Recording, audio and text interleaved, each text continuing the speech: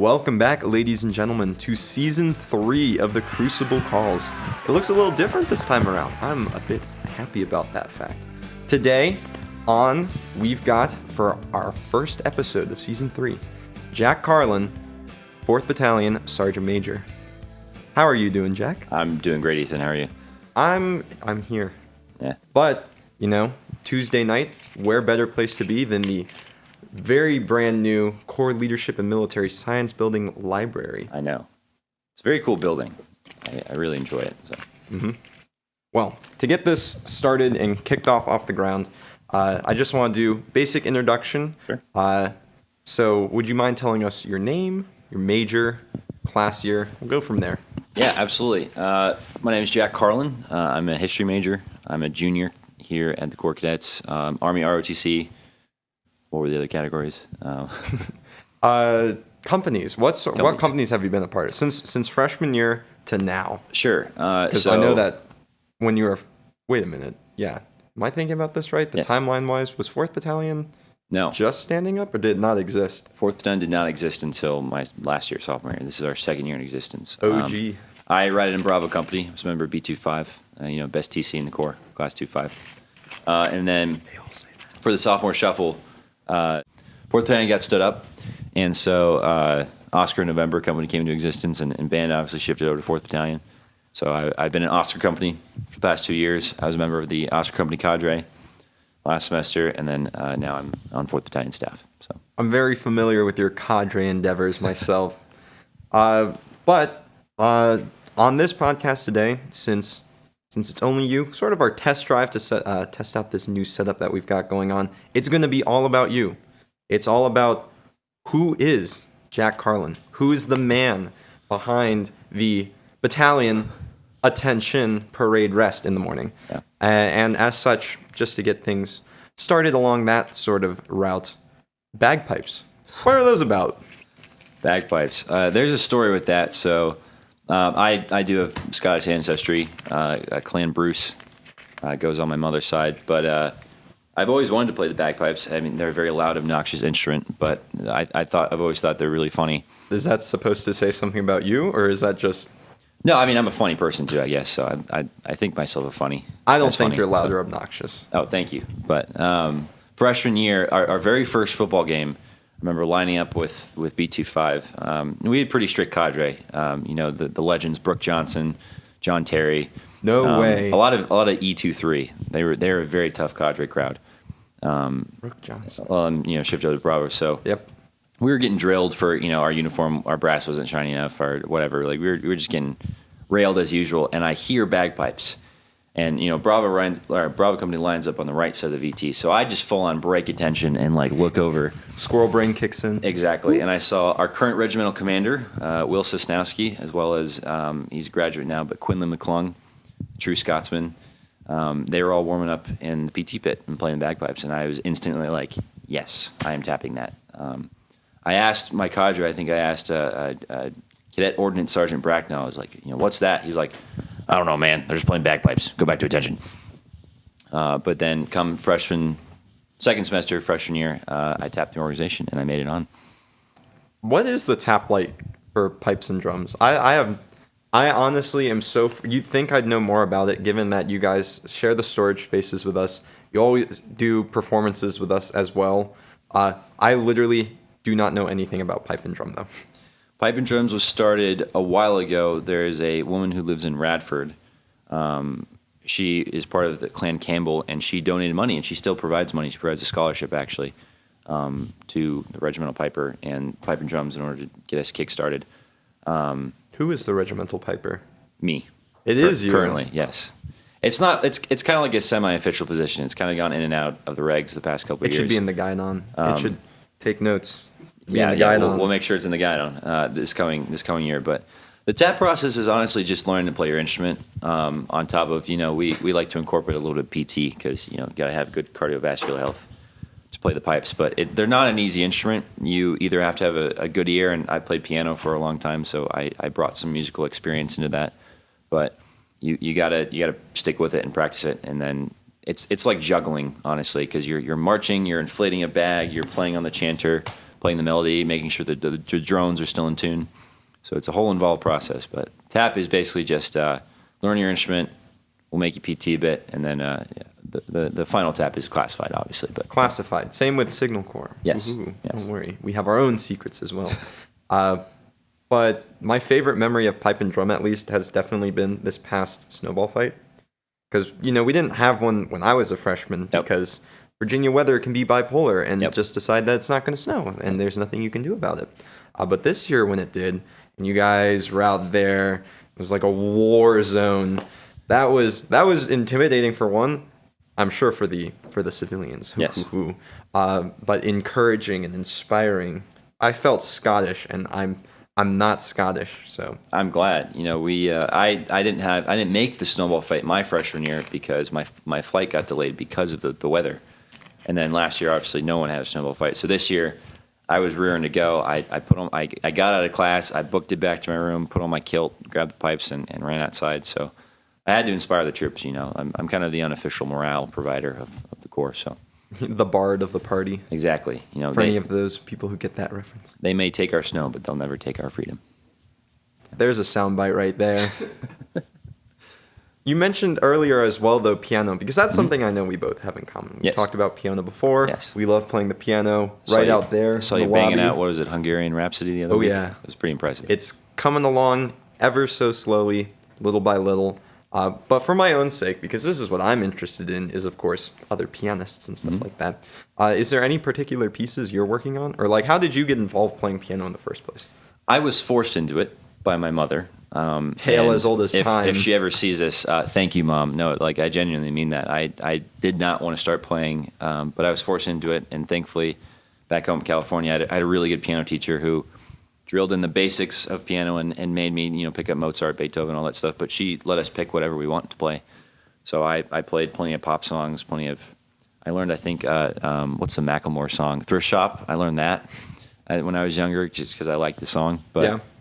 So I had I'm also blessed to have a decent ear. I'm not perfect pitch, but I can match tone. So that lent itself into playing piano. And I regret not practicing as much as I should have the last 2 years being here. I'm being super busy and picking up bagpipes and just the Corps in general. So haven't always had time. But last semester, especially with General Fullhart donated the piano in here. And I've been hired to play at various events and I've been practicing a lot more, so it's good to be back. And more recently, to kind of answer your question, a couple of cadets who I didn't know could sing or also play piano have been joining me for duets or singing with me. So yeah, there's a whole piano club going on down here there early is. in the Awesome. morning. It's great. It's awesome. I'm a little jealous though because you have definitely played at more events than Dragan and I combined. Yeah. Because most of the time they always conflict with a band bands. function or something like that. Because I would love to do that. That sounds like so much fun. Yeah. I take it that it is fun? Oh, absolutely. It's a little stressful at the beginning because you got to kind of learn the crowd. One of the first events I did was the Department of Liberal Arts and Human Sciences. And so I started off with some jazz pieces and then I went to some pop pieces. And actually, Jay Pearson, who donated the money to play this building, was singing along with Don't Stop Believin'. He loved that. But versus the most recent crowd, I kept it pretty classical. I threw some jazz in there, and no one was really engaged, so went back to classical. But my repertoire, it probably wouldn't serve me well to do one of those events anyway. My repertoire is very all over the place, so I can't just whip out a random jazz tune or anything like that because it's all over the place. But it is what it is in that regard. Yeah. With regards to the ear for music and whatnot, though, I don't have perfect pitch either. But a little joke I have about bagpipes that I heard: how do you get 5 bagpipers to play in tune? I don't know how. Shoot 4 of them. Yeah, pretty solid. They are. I can't say that word on here, but they are very difficult to tune.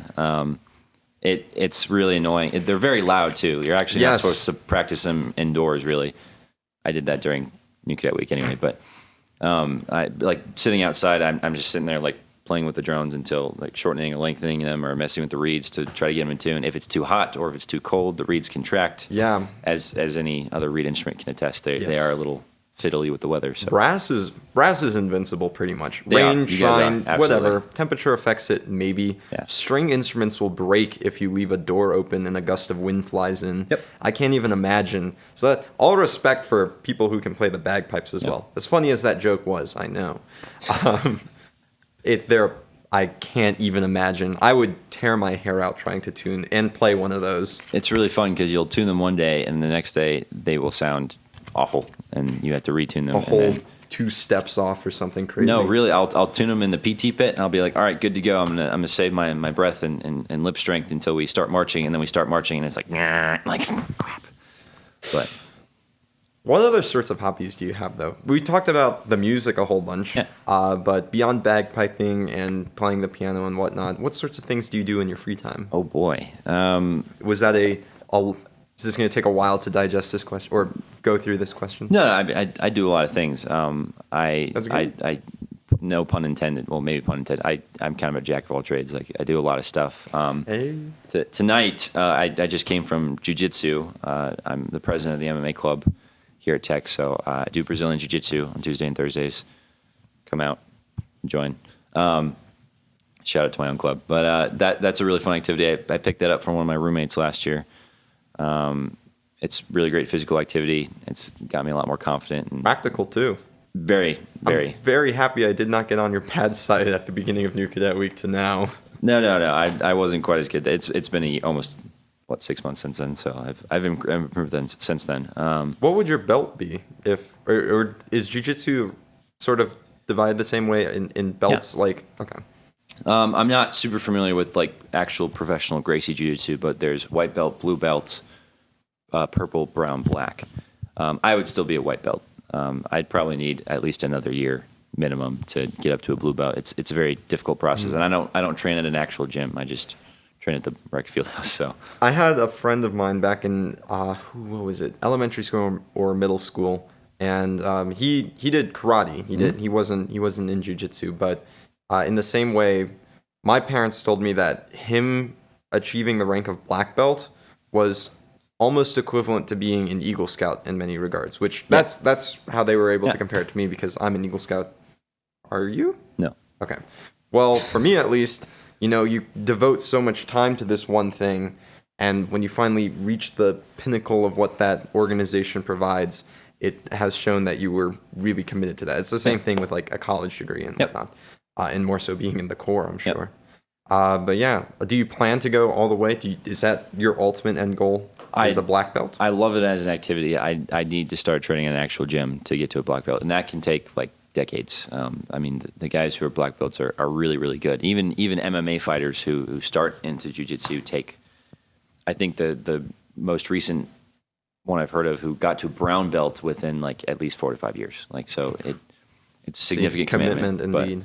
I mean, going to the military, though, it is a very practical. I'm going into combat arms. I don't know how much grappling I'll be doing as a tank commander, hopefully, but You can never be too sure, though. yeah, it's a really good physical activity. It is practical for self defense, and it's also good cardio workout, believe it or not. So it's a lot of practical strength. So Between the bagpipes and the jiu-jitsu, cardio machine over here. I like to think I need to start running more. Honestly, I lift more than I run lately, but yeah. Well, yeah, my roommate's got me on that trend too, and he tells me I can't run anymore because it kills your gains or something to that effect. Don't worry, I've been listening. Be a hybrid athlete. You should run. Running is very practical, and very useful. I like my swimming more than anything. If I had to That's do cardio, also really good cardio. Yeah. I'm doing swimming. Yeah.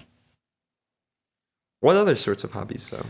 Oh boy, I like outdoor activities. I like going hiking. Just went for a hike in the Cascades this weekend. I used to be a really big mountain biker when I was in high school. We live in the mountains around here, but I do not go mountain biking a lot, believe it or not. There's a rental shop downtown. I think there's a club, but just haven't had the time to get into that. But when I'm back home, I love biking and hiking.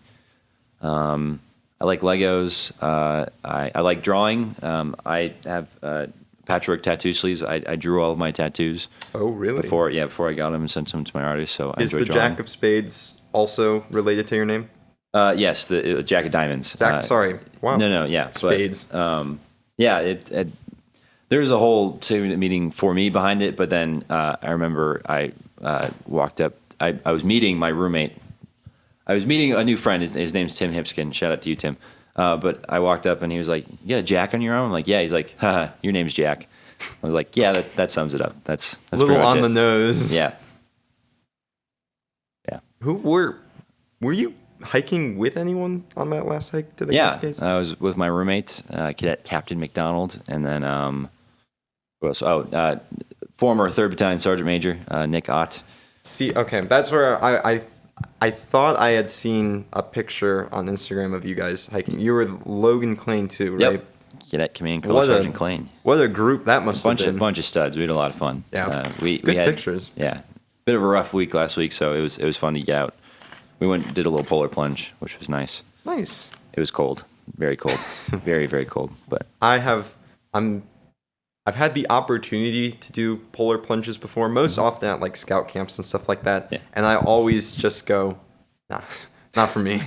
Me and the cold, we don't mix too well. I'm much more of in the camp of give me a scalding hot shower and make the temperature. I would rather it be 80 degrees than 20 degrees. it sucks, but it's really good for you. Like I mean, even normally, I've started like after the gym, I'll come back, take a hot shower to kind of relax the muscles, and then crank it over to cold at the end, and you build a bit of a tolerance. But it's good for you. It feels refreshing too, honestly. Our old CEO for the HTs and our current drum major still, Yes. Paul Dragan and Joey V himself. The man, the myth, the legends. They're giving me shower tips as well the other day. They were like, yeah, if you're going to take a hot shower, make it cold afterwards. They were giving you shower tips. Shower tips. These are the types of relationships you forge in the Corps of Cadets. Join now. No, I want shower tips from Paul Dragan and Joey Voctura too. That would be fun. Are we leaving that in? Is that staying? Oh, absolutely. That's going to be a short. But what about beyond hobbies? How about books, games, and movies? The media Boy. question. Your favorite media to consume? I'll start with the last one. Movie. I have a tattoo too for it. Monty Python and the Holy Grail. Classic, like stone cold English dry humor. I love it. It's one of my dad's favorites when he showed it to me. And then also Life of Brian is also a pretty good one Both too. of those you can't go wrong. I know.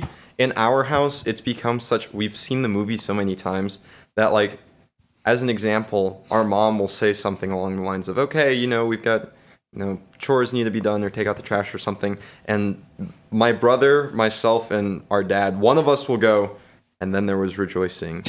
Hey, we all join in on that. So that's and my mom is like, oh gosh, gee golly. I'll quote like Holy Grail or Life of Brian sometimes, and sometimes my friends are like, "What are you talking about?" Like all the rabbits who live in the upper quad. The like, Joker, you wouldn't get it. We see the rabbits go by and be like, "It is a rabbit, big pointy, nasty, sharp Fangs teeth, like this. fangs that is wide."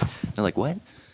I don't know what I was expecting from that. My dad hyped up a whole bunch of the scenes before we watched the movie for the first time back when we were kids. Yeah. So I don't know what I was expecting. I was like, it's the rabbit scene. Oh my god! And we had heard about the rabbit scene before. Then it happened, and I was, my little, I don't know how old I was, middle school age brain was just blown away. I was like, what the heck? I was Tim the Enchanter for Halloween, so I bought a stuffed rabbit and colored the mouth with like red Sharpie, and then like I had it go on my shoulder. But You can call me Tim. I love that movie. What about books? Any favorite books? I'm a big Tom Clancy fan. Not the video game for you uncultured people who think that like Ghost Recon and Rainbow Six Boo. are Tom Clancy. Those are not good games, but Tom Clancy, the author, fantastic books. One of my favorites would probably be Red Storm Rising. It is a sort of a fantasy depiction of if the USSR actually invaded through East Germany, like all of the scenarios that we trained through for the Cold War. And it was actually, what was really fun too, well, not fun, but very interesting discussing with the VTCC Warfighting Society, which was something I was a part of as well. A lot of the things that Tom Clancy predicted that the Russians would have a problem with is what we saw in Ukraine, in regards to their tactics, in regards to their equipment, and then also just in regards to the general strategic outlay of how warfare went in Europe, like tank warfare, stuff like that. So it was really fascinating. I loved the book as a kid, and then seeing it kind of play out in modern events was really cool. I don't know. It's such, and as a history major, it's probably especially interesting to you because it's that right there is like indicative proof that, we always say those who don't learn history are doomed to repeat it. Yep. But there's another part to that, which is, well, if you know history, you can accurately predict things that are going to happen. Because if anything, humans are predictable at the end of the day. Or at least I think Very much so. Not to No, get too philosophical on this or anything. I like agree. that. I very much agree. Yeah. Yeah, true. Mm-hmm. You'd think from the 1980s, the Russians would change their tank designs such that they don't have their ammunition in a carousel underneath the turret. Nah. So when our friendly neighborhood javelin comes up and blows it up, they go, whew, it's like a firework. But nope, they kept the carousel. I've been most fascinated by the drone advancements and the use of drones in modern warfare, because this is our first time really seeing it in action. Mm-hmm. I also have I follow the Ukraine invasion very closely because if your heritage is Scottish, mine is Ukrainian. Yep. So I have a big dog in this fight where I'm no one likes the Russians, so that's such a brave thing to say I want the Russians to lose. But more so I need Ukraine to win. But I don't know if they can out attrition them, but they are certainly out fighting them. Yeah. And that is just an amazing feeling. Yeah. Well, talking on the history repeats itself and predicts itself thing, I mean, it's a new age of warfare, and yet we still see the trenches, and we still see the tank columns, and we still see the defensive depth that the Russians are employing now. I mean, those are tactics they've been using since World War I. So it's a new age of warfare, especially with drones, unmanned aerial surveillance, new anti-tank weapons, new infantry, armor and equipment and vehicles, but cyber, not even touching the cyberspace. It's still very much same old war. I mean, to put it that way. So we as future officers and we have to be very cognizant of that yes, it's a new age and we can use cyber and technology, but at the end of the day, as I believe it was General Patton who once said or maybe it was Marshall. Some general once said some famous general. The ultimate determinant in any war is a guy on the ground with a gun. Like, so at the end of the day, I want to say that sounds like Marshall. I feel like it might be Marshall. I want to say it sounds like either Marshall or Patton. I say that can't twice remember. because that way we can edit out whichever one is right or wrong. Here, and then it makes me look right. As George Marshall once said, as General Patton once said, there you go. We got the clips. Nailed it. We're so good at podcasts. I love this. Love this as well. And then finally, last one. Any games? Any games? Mm-hmm. Oh boy. I'm a big strategic game guy. I like playing Risk as a board game, or if anyone has delved into the torture of Axis and Allies, those are really cool board games. Is that the 6-year-long? Oh no, I'm thinking of the war in Northern Africa, right? There's some board game that legitimately takes might be the same company day by day, 1-to-1. Might be the same company, and it's the same genre of there's a bajillion pieces and it's a giant map that takes up the whole table and it takes like 8 hours to play. But I love doing that. I think more in the realm of video games though, because we are in the modern era. There's nothing wrong with a good board game though. I played. I like Watch Dogs and Assassin's Creed. My dad used to work for Watch Dogs 1 or 2. 2. I replayed that over winter break. It was really fun. My dad used to work for Ubisoft, so really, yes. So I had all the games growing up. My mom does not like shooter games, so I was not allowed to play them. So. Yeah, my mom was adamantly against shooter games as well because she's like, you're gonna go so violent and you're gonna be like them. Am I a violent person? I don't think I'm a violent person. Maybe I'm a violently funny person, but. But like I said at the beginning, I'm a funny person. Violently funny. The way we ended up convincing her to let us start tiptoeing into the realm of M-rated video games was with Halo first, because it was like, we're not shooting people, we're shooting aliens. So that for us, it was Star Wars Battlefront. That was because she's like, "Are you playing a shooter game?" And I'm like, "It's Star Wars, Darth Vader, stormtroopers, Star Wars." Stormtroopers, come on! Like they're literally the fascist dictators of the universe. If you're going to tell me that you're drawing a line there, then we need to have a talk. Exactly. I am the Rebel Alliance. I am anti-fascist. I always play as the Empire. Obviously, that's the only right choice. In Battlefront 1, all the heroes. All the best ones were the Empire ones. Lord Vader. And of course, Boba Fett. They did him dirty in Battlefront 2. They did. Disappointing. I absolutely ruled in Battlefront 1 as Boba Fett. got my hands on him, it was over. Yep. Done for. That's how we tiptoed into that. But before that, you played all the Assassin's Creed games, I'm assuming? No, not until I. Oh, wait, got yeah, into that's college. also people. I grew up No with. shooters, but you can stab them in the back of the neck. On the Star Wars front, though, Lego Star Wars is a complete saga. I mean, classic childhood game. That was my first game ever. Yep. Straight up ever. That and I have wonderful memories playing that with my brother, couch co-op. Yep. It's so sad that we don't see a lot of couch co-op games anymore. We don't. It's a changing. See, and this is how we tie it back into like our modern era. It's a reflection on where we're going as a Changing society that we times. can't just sit down on the couch and play games And together. play Lego Star Wars, a complete saga. It's terrible. Also, Indiana Jones, Lego Batman, all the Lego games, dude. That's Yep. what I grew up with. And That was the bread and butter. Wii Sports Resort, Just Sword Dance, fighting and sword fighting, dog fighting. That was also the best game. I forgot. Memory unlocked right Crushing there. my brother every Saturday morning. That was the weekend routine. If my brother ever watches this, you know I beat you every single time. And since I'm the one recording the video, he can't say anything. If my brother watches this, Nicholas, you deserved every single Saturday. So So right back at you, Andrew.